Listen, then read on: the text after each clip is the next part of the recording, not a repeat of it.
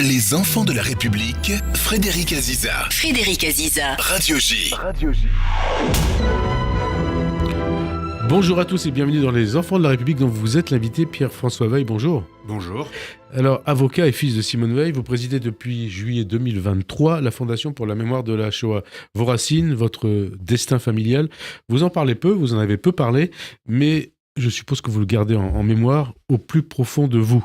Et puisque cette émission s'appelle Les enfants de la République, qu'est-ce que représente la République pour vous, Pierre-François Veil ? Écoutez, les enfants de la République... Vous êtes un enfant de la République. Nous sommes tous des enfants de la République. Ouais. Et nous devons tous être des enfants de la République et faire en sorte que nos enfants et nos petits-enfants deviennent des enfants de la République. C'est ce qui fait la France, sa particularité et la flamme qu'elle continue d'être dans le monde. Donc les enfants de la République, la République autour des valeurs de la République. Bien sûr, la République autour des valeurs de la République. Et donc c'est quoi les valeurs de la République essentielles pour vous ? C'est d'abord la fraternité. Ouais. C'est d'abord ce que parfois on peut avoir l'impression que on oublie, mais enfin, en réalité, je pense que toutes les générations ont eu ce sentiment, que toutes les époques ont eu ce sentiment. La fraternité, c'est le fait de vivre ensemble, de faire en sorte que les gens qui arrivent en France, on les accueille, on les intègre. On les intègre ou on les assimile ? Parce qu'il y a un débat entre intégration et assimilation. Qu'ils deviennent des Français, comme vous et moi. Voilà. Qu'ils soient chez eux en France, mais en acceptant les valeurs de la France, en recevant les valeurs de la France, pas en continuant à parler leur langue quand ils sont à la 2e ou à la 3e génération. Ça, c'est pas supportable. C'est qu'ils ont raté quelque chose et nous avons raté quelque chose. C'est eux qui ont raté quelque chose ou c'est la République qui a raté quelque chose ? J'en sais rien. Ouais. Et puis le sujet n'est pas, à mon sens, d'imputer des responsabilités. Il faut simplement faire le constat de ce qui ne va pas et essayer de l'améliorer. Alors, puisque c'est le principe de l'émission, Pierre-François Veil, on va parler de votre parcours. Quand vous naissez en 1954... Je me souviens mal. Oui, mais vous en avez nous sommes 9 ans après la guerre. Le fait d'avoir été le fils de Simone Veil, une rescapée de la Shoah, qu'est-ce que ça a eu comme influence sur vous ? Bien entendu, après 1954, quand vous êtes enfant. Quels souvenirs vous en avez ? Au plus lointain de vos souvenirs.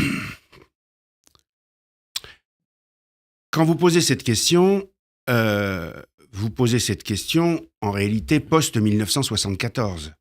C'est-à-dire à un moment où maman est devenue une personnalité. Et vous savez, vous dites maman, votre maman disait aussi, pour parler de sa mère, maman. Mais je pense que beaucoup de gens disent comme ça. Beaucoup de gens, et c'est émouvant d'entendre ça, maman. Et en 1974, moi j'ai 20 ans. Mon enfance, elle est... Pas mon adolescence. Je suis un adolescent attardé, sûrement. Mais mon enfance, elle est derrière moi. Ouais.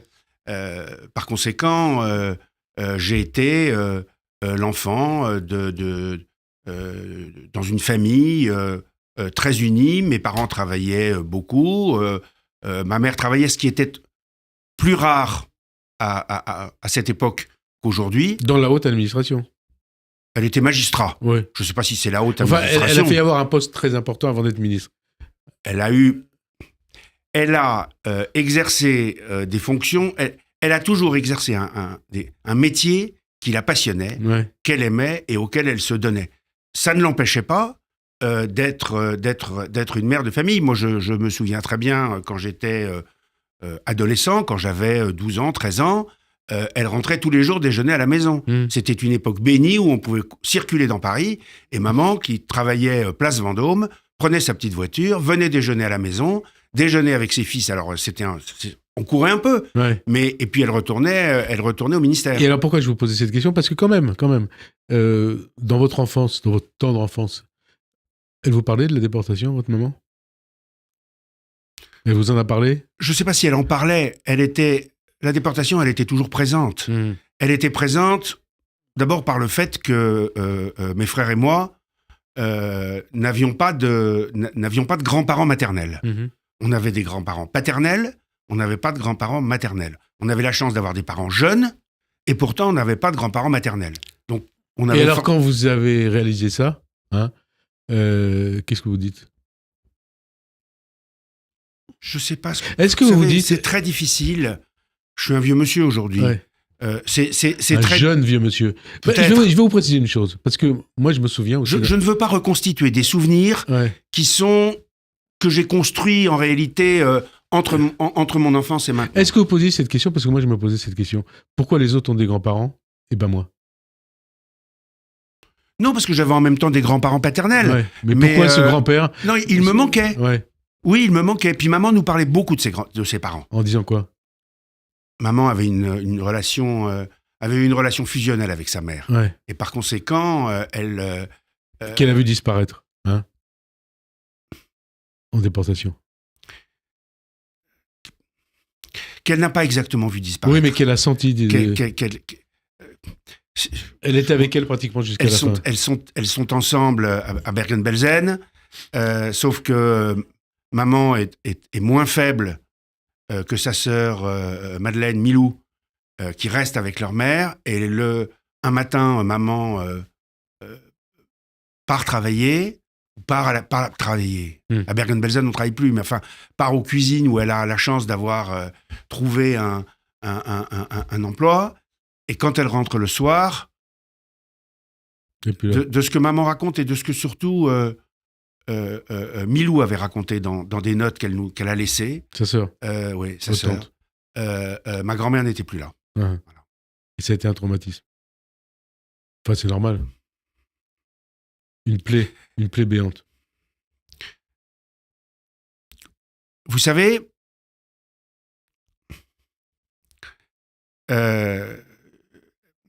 maman parlait énormément de notre grand-mère. Et c'était je crois qu'elle avait une passion pour sa mère. Qui lui a transmise énormément de valeurs qui toute sa vie l'ont conduite. D'abord celle de travailler. D'abord d'être une femme dans la vie, d'être une femme libre, ce que probablement ma grand-mère regrettait de ne pas avoir pu être.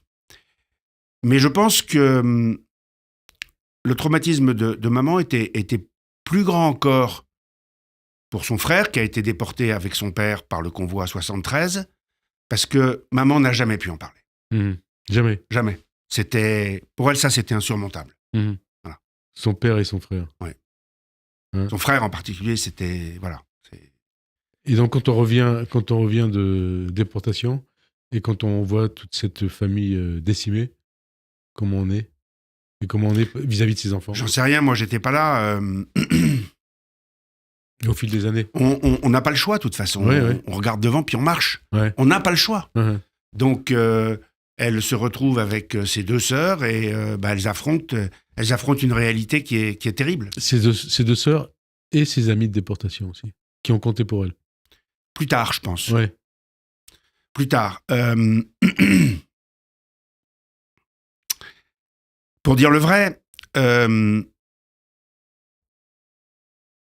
tout de suite, en rentrant de déportation, maman et ses sœurs se retrouvent à Paris chez la sœur de leur mère, qui, elle, a connu aussi un grand malheur, puisque elle avait un fils qui était tout jeune polytechnicien, qui s'engage dans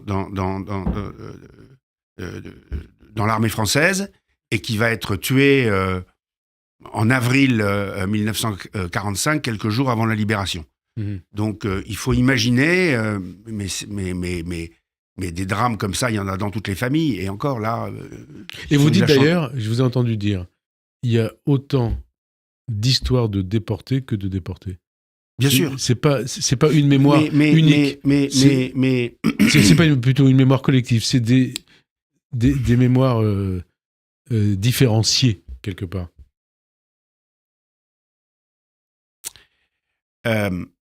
On prête à Staline un mot terrible qui est un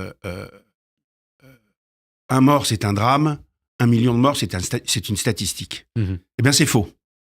1 million de morts, c'est 1 million de drames.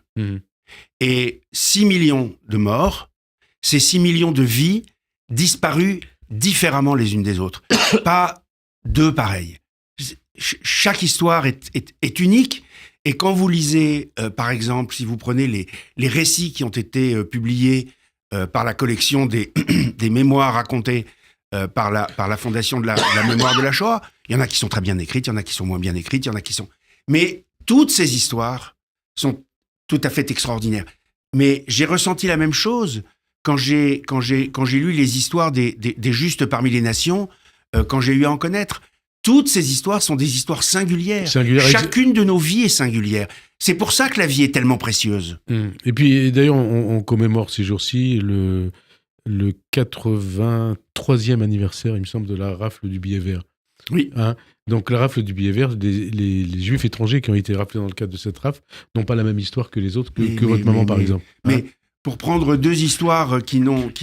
Enfin, maman était très, très copine, plus que ça, avec Marceline Loridan. Loridan, ah. ouais. Elles auront des vies extraordinairement différentes. L'une va devenir une magistrat, personnage de la République, puis ministre, enfin bon. Avec une vie très, très normée. Personnage de l'histoire, qui a fait l'histoire quelque part de France. Personnage très normé. Ouais. Marceline, c'est l'inverse. Marceline, c'est un pétard à tous les étages. Elle se coiffe avec un pétard, elle fume des pétards, elle le dit à tout le monde, donc je ne crois pas dévoiler quoi que ce soit. Quelque part même une saltimbanque. C'est une saltimbanque. Ouais. Et pourtant, elles sont copines indéfectibles parce qu'elles ont vécu ensemble. Mais leurs arrestations n'ont rien à voir. Voilà. Rien à voir. Et l'histoire de leur déportation, les raisons pour lesquelles elles se retrouvent dans le même wagon, du même convoi 71 à destination de Birkenau, n'a rien à voir. Il y en a une qui est arrêtée maman est arrêtée le 30 mars 1944 alors qu'elle sort des épreuves du bac qu'elle a pu passer grâce au soutien de ses amis, grâce à la complicité d'un certain nombre de professeurs à Nice. Elle a été arrêtée par des Allemands sous les ordres de Alois Brunner. Vous me coupez la parole. Sous les ordres de Alois Brunner.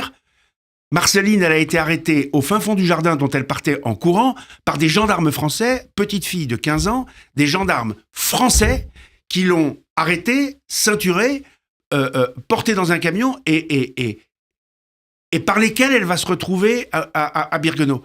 Elle ne peut pas avoir la même histoire.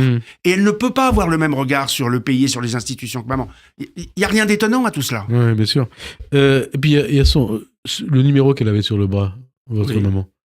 Ça, quand vous l'avez vu la première fois, vous n'avez pas compris ce que c'était. Je l'ai toujours vu. Ouais. Je l'ai toujours vu. Elle vous en a parlé ou pas? Comment elle en parlait? Vous savez, mes plus vieux souvenirs avec maman, enfin les plus vieux, ceux qui pour moi ce sont des souvenirs de vacances à la plage. Et à la plage, maman, elle est en maillot de bain comme tout le monde. Elle ne dissimule pas son numéro, elle ne l'a pas enlevé, et par conséquent, il est très visible. On est en 1957, 58, moi j'ai 3 ans, j'ai 4 ans, je sais rien, j'ai cet âge-là, on est au bord de la plage, son numéro, il est très vite. Donc, il est présent. Il est présent, je ne sais même plus comment j'en ai parlé. Et est-ce qu'un jour, elle vous en a parlé? Sans doute un peu plus tard. Oui, bien sûr. Et vous en parliez avec vos frères? Qu'est-ce que vous disiez avec vos frères quand vous étiez enfant? Vous aviez cette prise de conscience? Oui, on en parlait un peu, mais d'abord mes frères étaient beaucoup plus âgés que moi. Ouais. Enfin, beaucoup plus âgés. J'étais le petit dernier. Ils avaient 7 et 6 ans de différence avec moi, donc ils étaient beaucoup plus attachés, soit à comploter entre eux contre moi, soit à faire en sorte que je ne les dénonce pas à mes parents, à nos parents. Mais non, voilà. On a eu une enfance, vous savez, très heureuse, très normale. la seule chose qui me frappait peut-être, mais je ne sais même pas si je n'ai pas reconstitué ça après, mais je ne crois pas complètement. C'est que c'était un sujet qu'on n'abordait jamais dans la famille de mon père. Ah oui. Dans lequel pourtant... Il y a eu des déportés quand même. Il y a eu des déportés, notamment la sœur de mon père, qui est rentrée de déportation, qui est toujours en vie.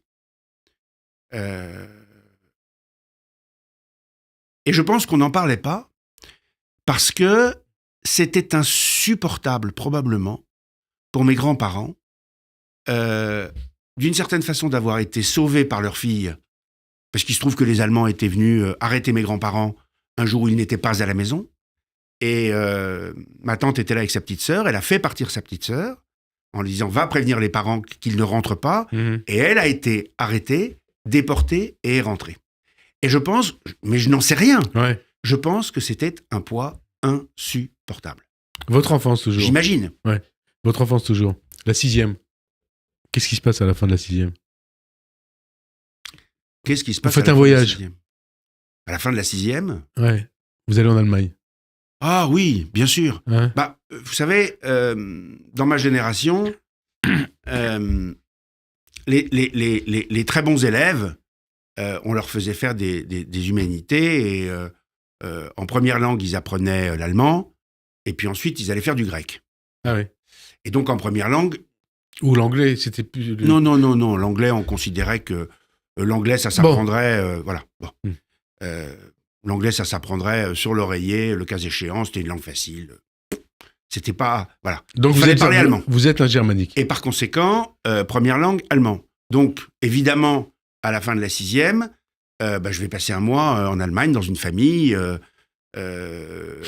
6e, on a quoi? On a 10-11 ans. On a 10-11 ans. Et alors, quand vous arrivez en Allemagne, qu'est-ce que vous dites? On est en 1964. La guerre est toute proche, hein? La guerre est pas loin. La guerre se reconstruit. Et intuitivement, je sens qu'il y a des choses dont il ne faut pas parler. L'empreinte d'Hitler est toujours là? Y compris au sein de cette famille, ou pas? Enfin, non. Je ne peux pas vous dire ça. Mais malheureusement, je parle suffisamment mal allemand à l'époque pour comprendre la finesse de la conversation. Mais non. Mais oui, elle est sûrement là. L'Allemagne a été dévastée. Il reste rien, l'Allemagne. Par conséquent, l'Allemagne est en pleine reconstruction et les Allemands travaillent beaucoup. Voilà. Ensuite, moi, je suis un petit garçon. J'ai des cours d'allemand le matin. L'après-midi, je suis avec mes copains. Je traîne dans la vie. Enfin bon, voilà. La plupart des petits Français, à ce moment-là, ils étaient à la chasse aux petites Anglaises, mais on est quelques-uns à être à la chasse aux petites Allemandes en Allemagne, voilà. Ouais. Et elles étaient sympathiques, les petites Allemandes? Écoutez, en tout cas, c'est là que j'ai mes quelques années plus tard, hein, c'est pas en 6e tout de même, mais c'est là que j'ai mes souvenirs de première liberté loin de la famille. On retourne dans la famille. Vous parlez de judaïsme à la maison, de votre judaïsme? Quand vous étiez enfant, hein, Non. Non. Mais vous savez, quand on était enfant, vous êtes beaucoup plus jeune que moi, donc vous vous souvenez pas de cette époque. Un peu plus jeune que vous. Mais quand on était enfant, en classe, on ne connaissait pas la religion de ses copains. Il me reste quelques copains de ces classes-là. Je connais toujours pas leur religion, et puis je m'en fous. Mais ça ne m'intéresse. Parce qu'à l'époque, on s'en foutait. Mais c'était pas un sujet. C'est ça les valeurs de la République. C'était pas un sujet. La laïcité. Hein. Moi, j'avais un copain, j'étais super jaloux parce qu'il avait fait sa communion solennelle.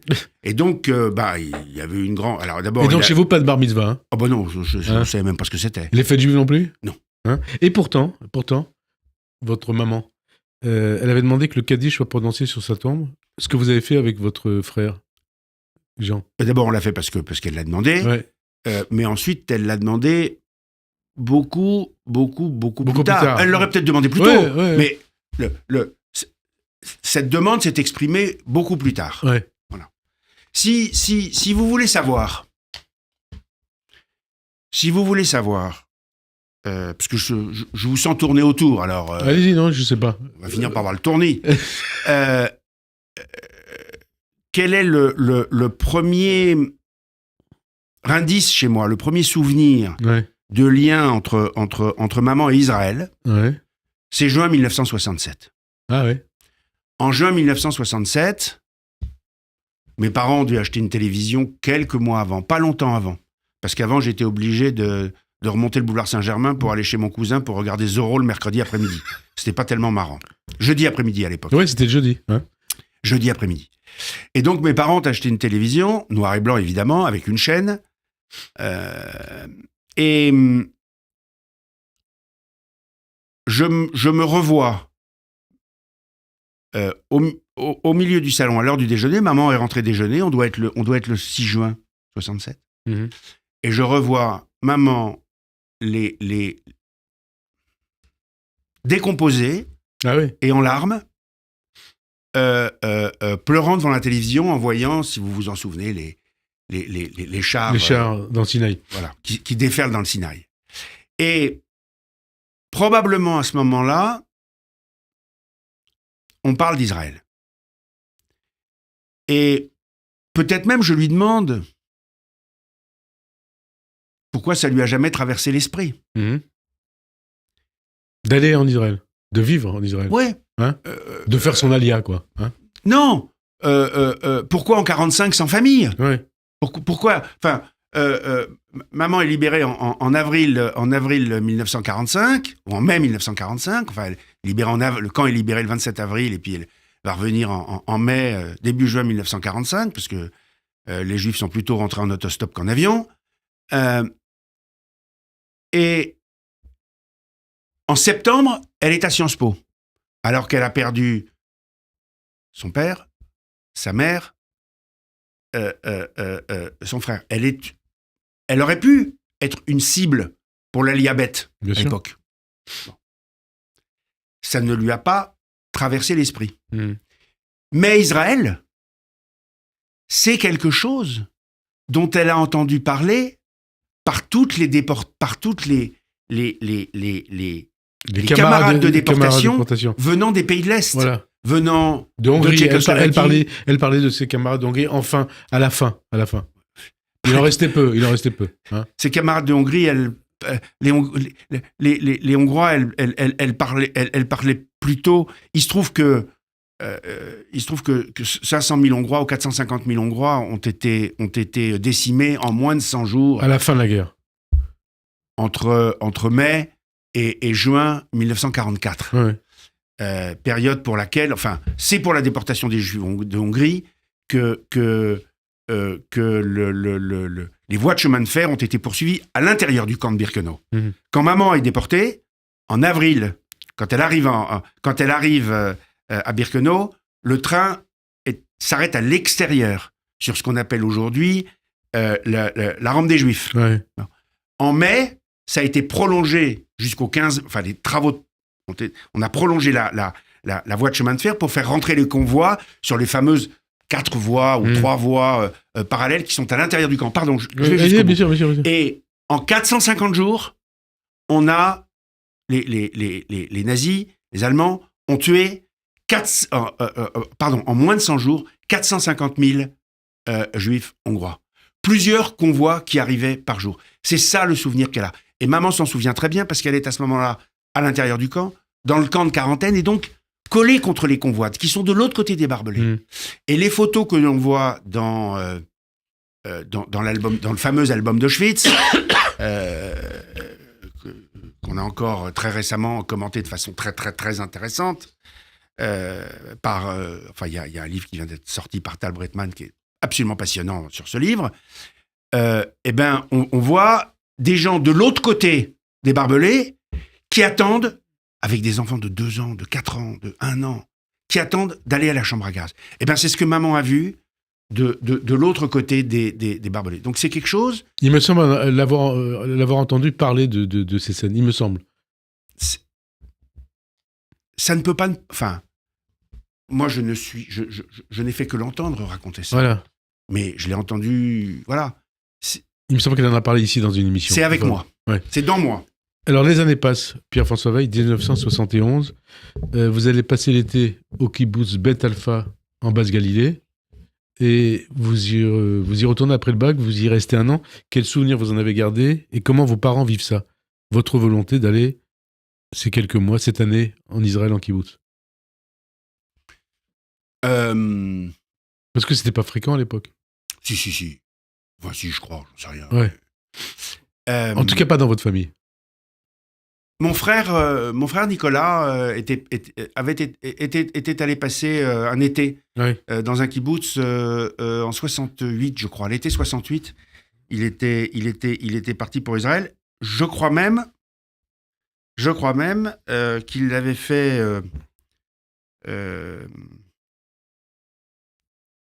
façon héroïque, façon Joseph Kessel. Je veux dire qu'il avait dû faire le trajet en bateau. Ah oui, à l'époque, on faisait beaucoup Voilà. de trajets en bateau. C'est le trajet en bateau. Jusqu'à Haïfa, ouais. Moi, déjà... Il y avait déjà l'avion. il y avait Donc, déjà- vous restez un entre-temps, an il y avait là-bas. l'avion. J'en garde un souvenir... J'en garde un souvenir extraordinaire. D'une Kibbutz société- Hashomer Hatzaïr. Hein. Oui, kibbutz Hashomer Hatzaïr.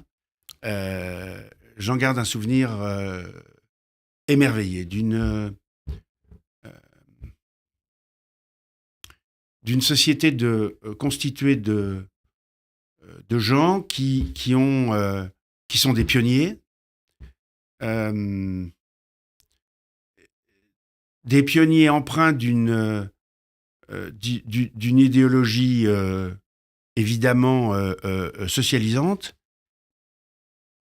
mais tellement empreinte d'humanisme, d'ouverture sur le monde, De justice. de justice. J'en garde un souvenir. Et de paix. Et de paix. Bon, et de paix, évidemment. Vous savez, Beth Alpha est un kibbutz qui est au pied du mont Gilboa. Mhm. Et par conséquent, évidemment, à l'ouest de la ligne verte, mais pas très loin de la ligne verte, donc collé contre les territoires. Les territoires. On est en 1971. À l'époque, les territoires, on y va, on en sort comme on veut. C'est pas du tout un problème. Et avec mes copains de mon âge, mes copains israéliens, qui eux, en septembre, vont partir à l'armée, Oui, parce que là, oui. où ils seront mobilisés, ils commenceront leur service en décembre, en fait, la plupart, en novembre, en décembre. Nous allons de temps en temps, le samedi, pas le dimanche, le samedi, pas comme dans Rabbi Jacob, le samedi, nous allons à Nueva, nous allons sur les bords de la mer Rouge. Au-delà de la mer Rouge. Et pour y aller, on prend une jeep du kibbutz, on traverse les territoires et bon. Et c'est très loin, Nueva, très loin, très loin. C'est pas très loin. C'est des heures et Vous des savez, heures. en Israël, rien n'est très loin. Hein. Ouais. Il n'est pas question de dire aux adultes qu'on a traversé les territoires. Parce qu'ils considèrent, entre guillemets, que c'est pas chez nous. Mhm. On n'a rien à y faire. C'est bien d'entendre ça. Mais alors aujourd'hui, malheureusement, ces gens que j'ai tellement aimés ne sont plus là parce que ils avaient l'âge que j'ai aujourd'hui, mais en 1971. Et puis Il n'est aussi, pas question d'y mettre les pieds. et puis aussi, parmi les gens que vous avez connus, les jeunes que vous avez connus, il y en a qui ont fait la guerre de Kippour, il y en a qui sont partis, hein, Bah qui ont oui. disparu. Bah oui. Hein. Bah oui. En En octobre En octobre 73. 73, quand la guerre éclate, moi je suis rentré en France. Je commence Sciences Po, Mhm. qui à l'époque n'était pas le Sciences Po d'aujourd'hui. Ouais. Dieu soit loué. Et puis il y a le 6 octobre. Mhm. Pas le 7 octobre, il y a le 6 octobre. Ouais, parce que vous parliez de la guerre des 6 jours. Là, la guerre de Kippour, c'était un traumatisme du même ordre que le 7 octobre 2023. Le Le 7 octobre 2023, on va en parler encore pire. 6 octobre, oui, ça a été un traumatisme terrible.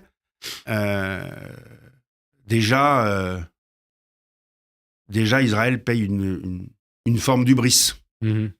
probablement. Oui, c'est ce qui s'est passé Il y a 8 mois. Les images du film Golda qui vient d'être fait montrent ça extrêmement bien. Et pour nous qui les bras vous en tombent. Pour nous qui étions enfants, un peu adolescents à cette époque-là, on a encore ces images en tête. Hein. Et donc moi j'ai des copains qui évidemment sont tous ils sont à l'armée, mais je sais vous aussi. parliez hébreu d'ailleurs. Hein. Oui, entre-temps j'avais appris l'hébreu. Où j'avais vécu un an en Israël. Alors franchement, vous parlez toujours hébreu. Je vous remercie de considérer qu'en ayant passé un an en Israël, je suis capable de baragouiner quelques mots en hébreu. Ouais. Non, mais c'est bien, c'est pour nos auditeurs qui vous connaissent donc, pas. Et donc, je sais que non seulement mes copains sont au service militaire, puisqu'il dure 3 ans, mais je sais aussi que tous les gens qui travaillaient au kibbutz, et à l'époque, c'est une activité à 90% ou 95% agricole, ils sont évidemment immédiatement ils ont été mobilisés. Et donc, je me dis qu'éventuellement, je peux servir à quelque chose pour les remplacer dans les champs. Donc, je suis parti dès que j'ai pu, étant entendu que les premiers avions, c'était évidemment les militaires et les Israéliens qui partaient. Donc, vous allez vous rester jusqu'en décembre, je crois. Hein, Je reste jusqu'en fin décembre. Ensuite, c'est Sciences Po, 73, avril 74. Votre mère devient ministre. Comment vous le vivez avec vos frères et comment elle-même l'a vécu? Très rapidement, parce qu'il y a plein d'autres choses à dire. Très rapidement. Ouais. Elle l'a vécu en pensant que ça serait très rapide, justement, puisque vous m'utilisez ce mot-là.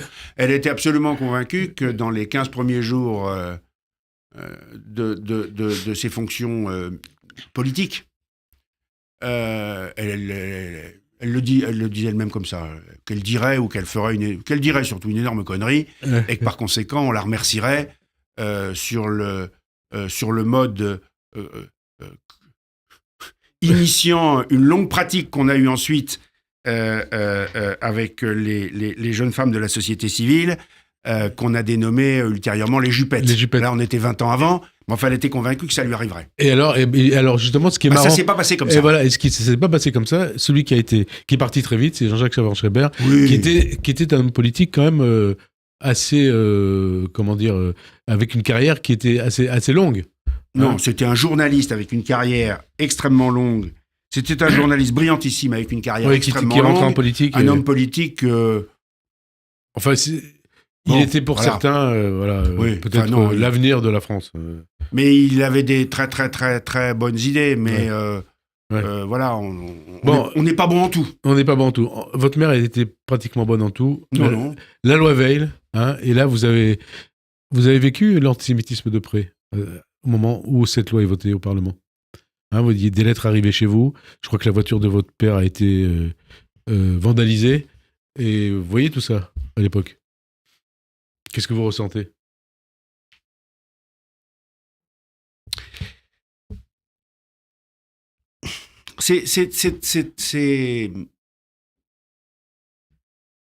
Il faut essayer de comprendre qu'à l'époque, c'est un débat de conscience pour chacun. C'est un combat violent de conscience.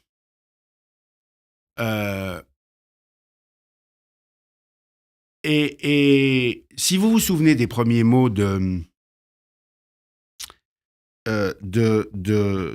maman, du discours qu'elle prononce à l'Assemblée nationale, elle commence par dire que l'avortement est un drame. D'abord, elle commence par s'excuser de prendre la parole en tant que femme et de parler d'avortement devant une assemblée constituée essentiellement d'hommes. Bon. Et puis ensuite, elle dit que l'avortement est un drame et que l'avortement sera toujours un drame. Oui, l'avortement est toujours un drame. Mais aujourd'hui, ce n'est plus... Enfin, c'est moins vécu comme un drame de conscience, ou en tout cas pour la plupart des gens. À l'époque, c'est un drame de conscience épouvantable. Et par conséquent, les gens pour lesquels qui vivent ça comme un drame, eh bien, leur pulsion va déborder leur raison.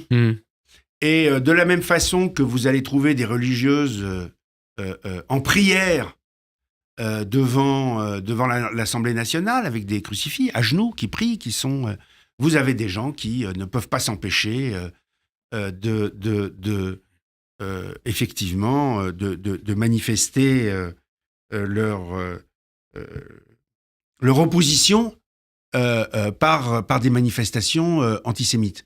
Mais est-ce que c'est beaucoup plus grave qu'un député qui prend la parole à l'Assemblée nationale, parce qu'un député, tout de même, il paraît que c'est l'élite de la nation, pour demander à maman si elle veut reconstituer, jeter des bébés au four crématoire et reconstituer... Enfin, voilà. Et des députés de son camp. Hein, et des députés, en tout cas, pas... Oui, hein, en tout cas, d'un camp... voilà. Juillet 79. Votre mère devient président du Parlement européen. 45 ans après Pierre-François Weil, l'Europe est rentrée dans le quotidien des gens, quelque part sans qu'ils sachent que ça vient de l'Europe. Hein ? Quelle est la question ? Eh bien, l'Europe, c'était... Votre mère a créé, a été une... Mais vous savez, comme beaucoup de gens probablement, j'ai regardé récemment, je crois qu'il y a 2-3 jours, il y a eu un débat à la télévision entre le Premier ministre et puis M. Bardella. À cette occasion, il y a eu un sondage sur les Français et l'Europe, un sondage présenté par Brice Teinturier. Et j'ai cru comprendre que 50% des gens étaient favorables à l'Europe, mais différemment. Les gens veulent toujours des choses différentes. Les gens oublient que l'Europe, c'est d'abord une chose absolument extraordinaire, c'est 80 ans de paix. Voilà, l'Europe, c'est la paix. Hein. L'Europe, c'est la paix. L'Europe, c'est la paix, c'est la réconciliation franco-allemande, même si y a du tiraillement, mais c'est la réconciliation franco-allemande, c'est la reconstruction d'un continent ravagé.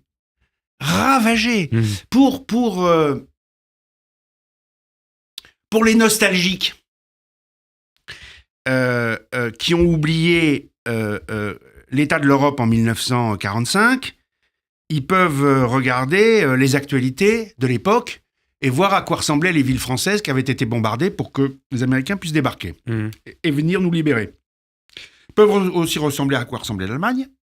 Et puis s'ils ont du mal à s'en souvenir, ils peuvent regarder encore à quoi ça ressemblait en 1989, à quoi ressemblait Berlin en 1989. Et à quoi ressemble l'Ukraine aujourd'hui. Et à quoi ressemble l'Ukraine aujourd'hui. Ouais.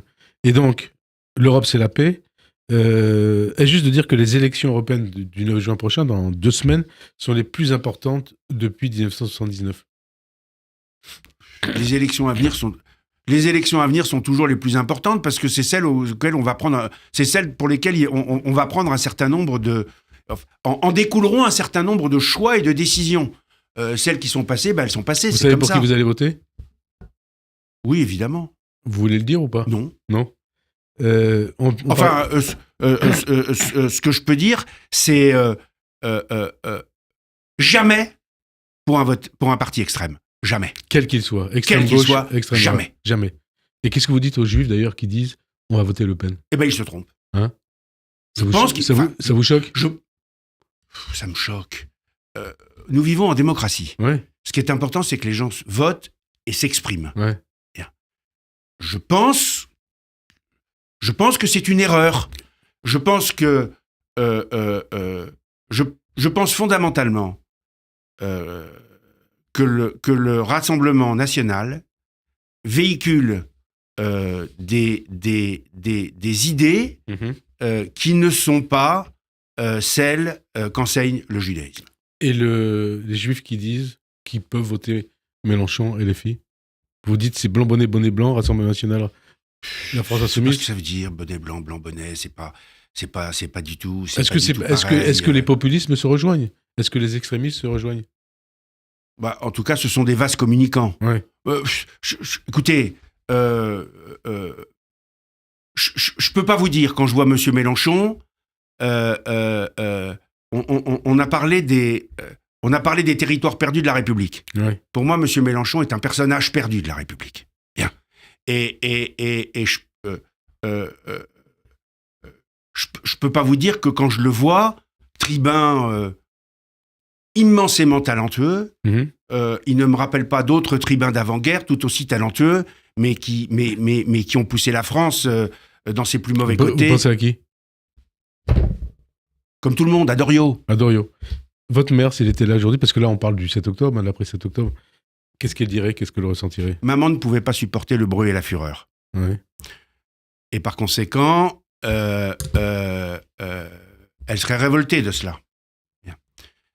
Aujourd'hui, le Rassemblement national, ce n'est plus ni le bruit, ni la fureur. Mais enfin, ça ne véhicule pas le meilleur de nos valeurs. Mmh. Et les filles? Les filles, je vous ai dit ce qu'il fallait en penser. Non, puisqu'on parle du 7 octobre, ça, je suppose que ça vous a traumatisé, ce qui s'est passé le 7 octobre. Et les suites, les conséquences qu'on a vues en France? Et notamment, vous parliez de Sciences Po, à Sciences Po.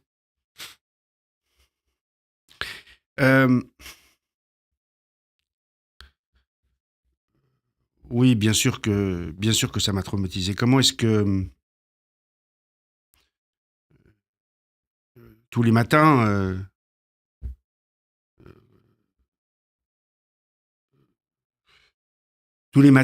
comme tout le monde, je pense, je pense aux gens, je pense aux otages et je pense à leurs familles. Mmh. Je pense à ces gens qui sont depuis 250 jours, 240 jours, je ne sais pas combien, détenus dans des conditions que nous ne connaissons pas, dont nous ne savons pas combien sont vivants, combien sont décédés. Mmh. Je pense à eux, je pense à leurs familles. Est-ce que vous pensez aussi aux Palestiniens? Parce que c'est toujours la question qu'on pose.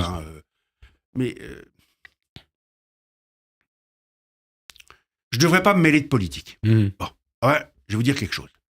En 1971 ou en 1972,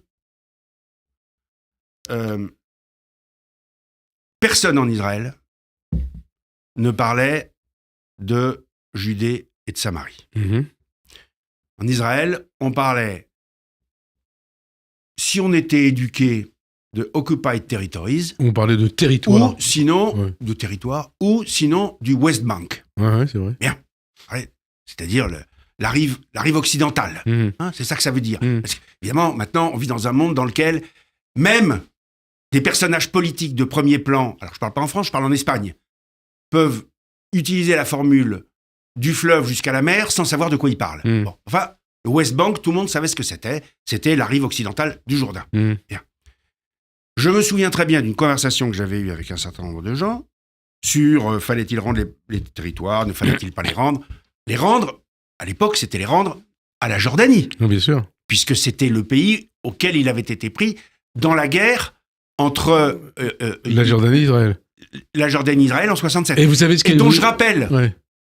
Et dont je rappelle que Golda Meir avait fait le voyage pour aller voir le roi Hussein et le supplier de ne pas entrer en guerre. Et vous vous souvenez ce qu'elle disait, Golda Meir, une parcelle de paix contre une parcelle de territoire?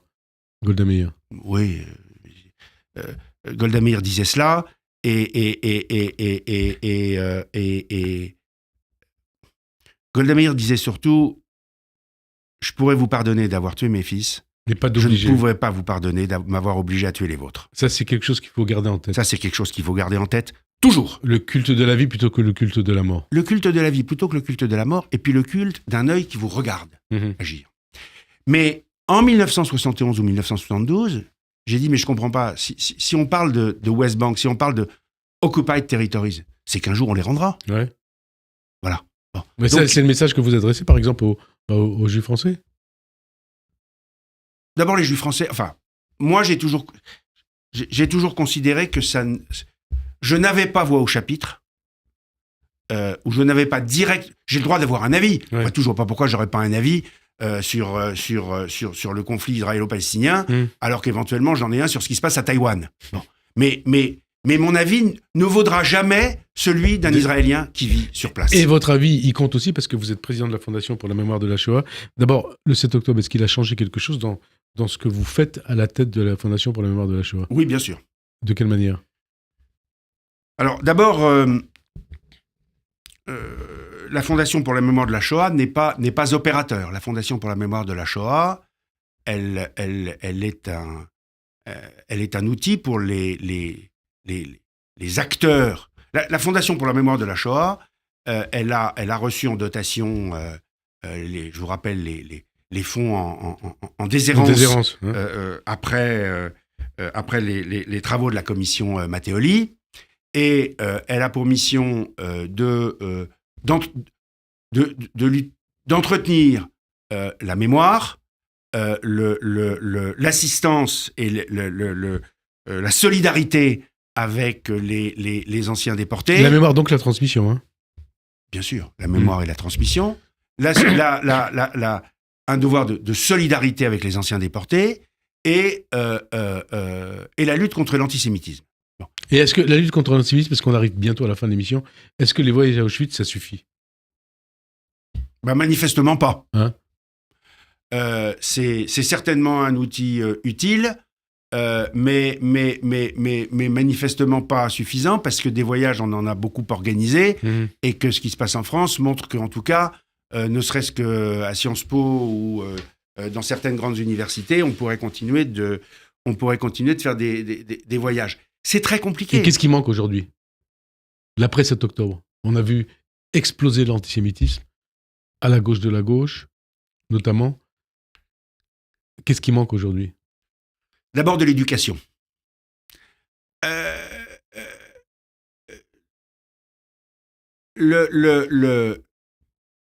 Les outils médiatiques, les réseaux, font que n'importe qui peut dire n'importe quoi sur n'importe quel sujet sans rien savoir.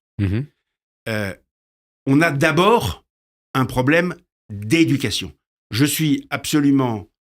mais c'est votre rôle d'ailleurs, c'est le rôle de la Fondation pour la mémoire de la Shoah. Non, mais...